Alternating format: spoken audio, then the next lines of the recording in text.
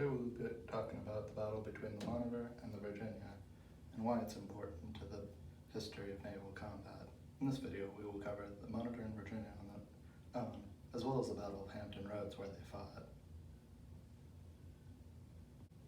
In this section, I'll talk about why this battle is important. Though ironclads have existed before these two, most of the time the combat has been between an ironclad and a wooden warship, and at the time, cannons could not penetrate iron armor, and because of this, iron warships were able to easily defeat any wooden warship. But this battle was the first time an iron warship fought another iron warship, and because of this, this was drastically important to the history of naval combat.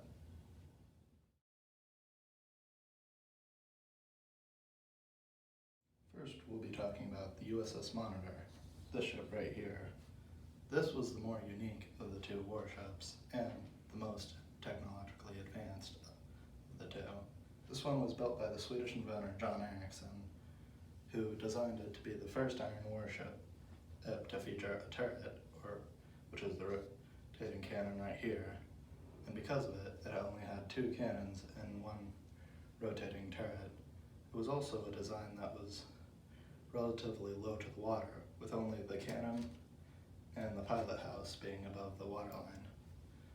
Though this made it hard to hit in combat, because of this, it was really weak to rough weather, as shown by Lieutenant Green's account of the travel to Hampton Roads, in which he discusses how he actually thought the ship was going to sink because of how much water was getting in during the travel.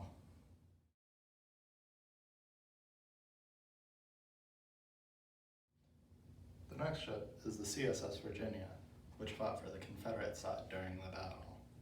This ship, right here, is less complex out of the two in terms of design, but it does have a more complicated history than the other one.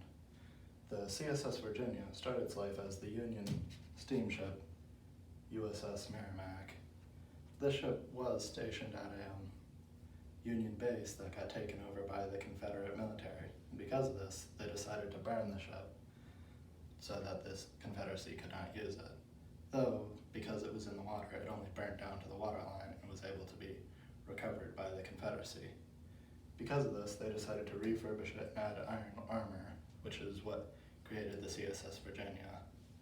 This design, unlike the Virginia, is a full-sized warship and has the standard cannon array that most warships of the time had. It also had sloped armor that was all above the waterline, so it was a lot easier to hit than the Monitor.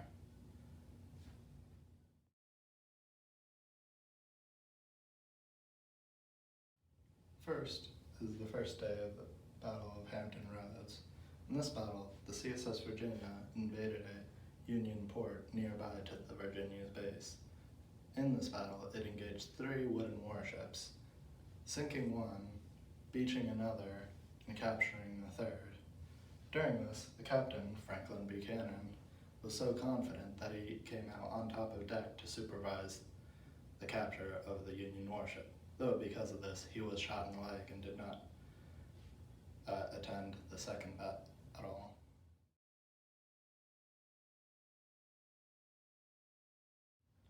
The second day of this battle is when the main part of the battle takes place. In this, the Monitor arrived at the base to reinforce its heavy losses from the previous battle, and the Virginia returned to finish the job. Among the fighting, the two ships ended up clashing in close quarters combat, which was recounted by Lieutenant Green earlier mentioned of the Monitor. In this battle, the Monitor pounded away at the Virginia's armor, and the Virginia fired back but was unable to hit it. At the end of the battle, the Virginia started retreating as its armor had started cracking, and the Monitor did not engage it afterwards because it had not been ordered to, and its captain was blinded by a hit to the piloting house.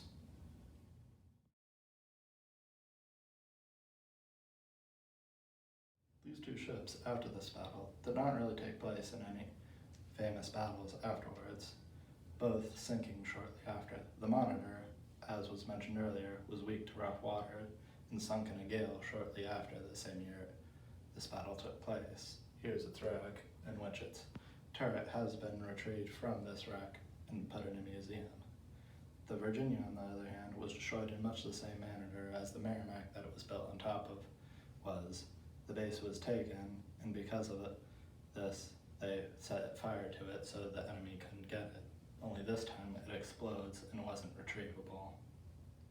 As you can see, this battle, though being a draw, showed the raw power of iron warships and led to the development of many more, and the development of weapons that could pierce iron armor and other weapons that could take hold of the weaknesses of an iron warship.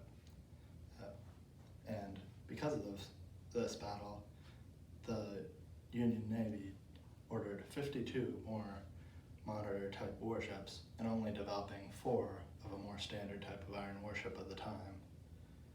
So this battle was very important to the development of naval